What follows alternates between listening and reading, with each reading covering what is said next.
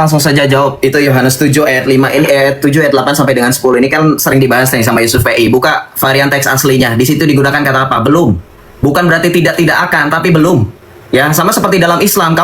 Pada saat kita diskusi, ingat gak beberapa waktu lalu ketika berbicara mengenai apakah orang Islam akan melihat Allah, kamu bilang belum kan? Bukan tidak. Kata Yesus itu juga dalam bahasa aslinya belum. Belum akan pergi, itu bukan berarti tidak. Ketika Yesus menolak pergi bersama-sama, pada saat itu konteksnya dia menolak yang saat itu saudara-saudaranya tidak percaya kepadanya. Baca ayat kelima. Ini kebiasaan Islam, selalu baca ayat kitab suci kami seperti baca ayat Qur'annya. Dikutip-kutip. Nah, inilah yang mau saya buktikan. Apa yang mau saya buktikan? Yusuf PI bilang tadi dalam surah Al-An'am 153, Muhammad jalan yang lurus. Bohong. Nih, saya laporin kamu ke MUI, ya. Enak aja kamu. Saya tanya sama kamu. Di sini wa anna di sini siapa? Anak di sini siapa? Allah atau Muhammad?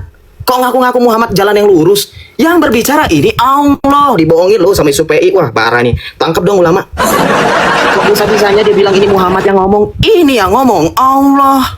Jadi ketika di sini dikatakan artinya sungguh inilah jalanku yang lurus. Ini ada kataku. Ngibul aja kerjaannya. Tolong dong ulama ya, ditangkap. Ini Allah loh, tafsir pakai tafsir apapun, tafsir Jalalain, tafsir Wajiz, tafsir Ibnu Katsir, ini Allah loh berbicara, bukan tentang Muhammad. Ya, tolong direcord, ini parah nih ustaz kalian. Tukang bohong. Kemudian yang berikutnya, kamu tadi bilang katanya Joseph itu salah paham. Joseph kok nanya tentang Muhammad di Al-Qur'an? Lah terus dari tadi kamu ngapain kutip-kutip ayat untuk membuat seolah-olah Muhammad itu jalan yang lurus, jalan yang benar dan seterusnya, ha? Yang saya maksud Yusuf, adakah di dalam Al-Qur'an Muhammad itu betul-betul jalan yang lurus, betul-betul menjamin keselamatan? Kenapa? Karena kita lihat di sini. Kamu kan pakai hadis katanya. Tadi setiap umatku akan masuk ke dalam surga, tapi bohong ya, kerjaannya Muhammad sama Yusuf PI sama-sama tuh ya, bukan jujur nih. Baca. Tidak ada seorang pun di antaramu yang tidak melewatinya, yaitu melewati apa? Melewati neraka. Tetap akan lewat. Hah? Jadi tetap akan masuk dalam surga ya, tidak Pak. Betul, memang akan masuk dalam surga. Cuman anehnya dalam Islam mereka masuk dalam neraka dulu. Nanti ada hadis yang sahih mengatakan sampai Allah memanggil nama terakhir penduduk neraka, barulah neraka ditutup. Itu kan Allah kamu, tetap masuk neraka. Tidak sekonyong-konyong langsung masuk surga. Oke, betul? Oke, kita lanjut. Kemudian, kamu bilang bahwa Muhammad bisa memastikan, sekali lagi, Muhammad itu tidak mengetahui apapun. Kenapa? Karena di sini saya bisa buktikan Muhammad saja berdosa. Baca di sini. Ketika dikatakan apakah semua nabi itu berdosa? Iya, semua nabi berdosa. Makanya tadi Yusuf PI sampai mengeluarkan narasi seolah-olah Yesus itu lebih berharga daripada Tuhan, daripada Muhammad. Kenapa? Karena memang hanya Yesus yang mampu menghapus dosa dan tidak berdosa. Karena di sini bahkan dalam surah Al-Qasas ayat 15 sampai 16, Musa pun berdosa. Maka sama seperti Musa, Muhammad pun berbuat dosa. Makanya Muhammad itu memohon ampun kepada Allah atas dosanya. Tetapi juga Muhammad, kita tahu bahwa punya dosa yang lalu dan yang akan datang. Artinya apa? Terus buat apa kalian percaya Muhammad akan menemani kalian masuk dalam surga? Baca loh. Di sini dosa Muhammad yang akan datang. Saya tanya, dosa Muhammad yang akan datang itu yang apa? Hah? Kemudian dikatakan bahwa Muhammad menunjuki jalan yang lurus. Kalau menunjuki jalan yang lurus, kenapa dalam surah Al-Fatihah kalian selalu berdoa, ihdinas siratal mustaqim, tunjukkanlah kami ke jalan yang lurus? Apakah Muhammad tidak kalian anggap? Apakah Muhammad itu hanya figura saja? Jadi bagaimana retorika dalam Islam, konsistensi dalam Islam ketika Muhammad dikatakan sebagai ajaran yang lurus? Buang Al-Fatihah, jangan berdoa tunjukkanlah kami ke jalan yang lurus. Buang. Kenapa? Karena kalau sudah ada Muhammad ngapain minta tunjukin?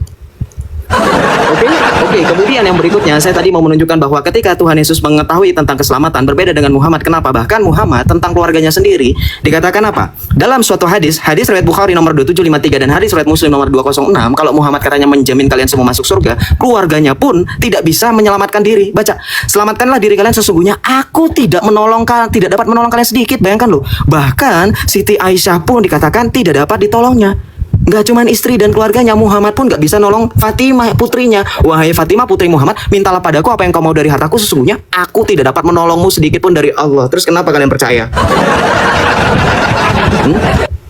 Gimana ini? Silakan dibantu untuk syubhatnya ini seharus saya jawab.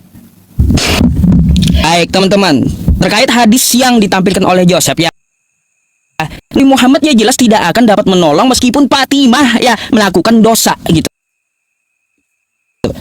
Ibaratnya anaknya mencuri, dia tidak akan dapat menolong di hadapan Allah Subhanahu wa taala karena dia tidak akan membela sebuah dosa yang dilakukan. Nabi Muhammad tidak membenarkan dosa, ya teman-teman. Meskipun yang melakukan dosa itu adalah anaknya, dia nggak akan menolong di hadapan Allah Subhanahu wa taala. Meskipun itu anaknya, yang salah tetap salah. Seperti itulah yang dimaksud oleh hadis tersebut. Ya, jadi camkan itu. Bukan berarti dia tidak dapat menolong, mengalihkan atau membawa ke surga, bukan seperti itu konteksnya kawan. Ya. Bukan seperti itu. Kamu perlu tahu Nabi Muhammad di situ tidak akan membela dosa. Perlu kamu tahu. Terus kamu juga membawa Quran surah Maryam ayat 71 yang katanya umat Islam akan masuk neraka. Sep Joseph, kau suka potong-potong ayat. Maryam 71 itu adalah jaminan Kristen masuk neraka. Coba kau buka Maryam 71, wa in minkum illa wariduha kana ala rabbika hatman maqdiya. Tidak ada seorang pun, saya bukakan saja ya teman-teman semuanya. Nih, biar Anda tahu semua. Maryam 71 adalah jaminan Kristen masuk neraka. Nih saya kasih ayatnya sama Anda. Maryam 71 nih. Nih. Ya, Maryam 71. Wa in minkum illa wariduha kana ala rabbika hatman maqdiya. Tidak ada seorang pun di antaramu yang tidak melewatinya sirat di atas neraka. Hal itu bagi Tuhanmu adalah ketentuan yang sudah ditetapkan. Ada ayat lanjutannya, summa nunajjil ladzina taqaw. Selanjutnya kami akan menyelamatkan orang bertakwa. Siapa yang bertakwa? Ya, mari kita buka ke dalam Quran surah Ali Imran ayat 102. Ya ayyuhalladzina amanu taqullaha haqqa tuqatih wa la tamutunna illa wa antum muslimun. Wahai orang-orang beriman, bertakwalah kepada Allah. Jadi di sini yang bertakwa siapa? Janganlah kamu mati kecuali dalam keadaan muslim. Ya. Jadi di sini Sep, ya Allah mengatakan dia akan menyelamatkan umat Islam dan membiarkan orang yang zalim. Siapa yang zalim di dalam neraka? Siapa di dalam neraka ini yang zalim? Mari kita ke Quran surah Al-Baqarah ayat 254. Wal kafiruna humudz zalimun. Ya, orang-orang kafir itulah orang-orang zalim, ya teman-teman. Nah, salah satu kekafirannya seperti apa? Mari kita melihat ke dalam Quran surah Al-Maidah ayat 73. Laqad kafaral ladzina qalu innallaha salisu salasa. Sungguh telah kafirlah orang-orang yang mengatakan bahwa Allah tiga dalam satu, ya Sep ya. Jadi yang dibiarkan Allah dalam neraka, nih ya, yang di dalam neraka, orang zalim yang di dalam neraka ini adalah yang mengatakan Allah tiga dalam satu. Tuh ya, tuh sudah ku jawab tuh ya untuk Maryam 71. Terus kamu membawakan juga, katanya masih juga minta jalan yang lurus. Ihdinas siratal mustaqim, potong lagi. Ya, mari kita lihat ya teman-teman ya. Tunjukilah kami jalan yang lurus nih ya. Nih. Mari kita lihat ayatnya. Tunjukilah kami jalan yang lurus. Artinya seperti apa? Ya, artinya ya teman-teman, jalan seperti apa nih? Mari kita baca ya. Mari kita baca jalan seperti apa maknanya. Ya, jalan yang engkau beri nikmat kepada mereka, yaitu petunjuk dan hidayahmu. Kemudian diperjelas lagi maknanya oleh kalimat bukan jalan yang dimurkai. Jalan dia yang dimurkai ini jalan siapa? Yang dimaksud adalah orang-orang Yahudi. Dan bukan pula jalan yang sesat. Jalan yang sesat siapa yang dimaksud? Orang-orang Kristen. Ya. Jadi kami berdoa tunjukilah jalan yang lurus, bukan jalan yang bengkok kayak Kristen. Nah, itu maksudnya. Bukan jalan yang sesat kayak Kristen. Ya, Sep.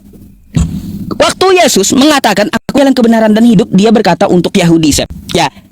Nah, untuk Yahudi kan kayak gitu kepada Filipus dan Thomas, kepada muridnya.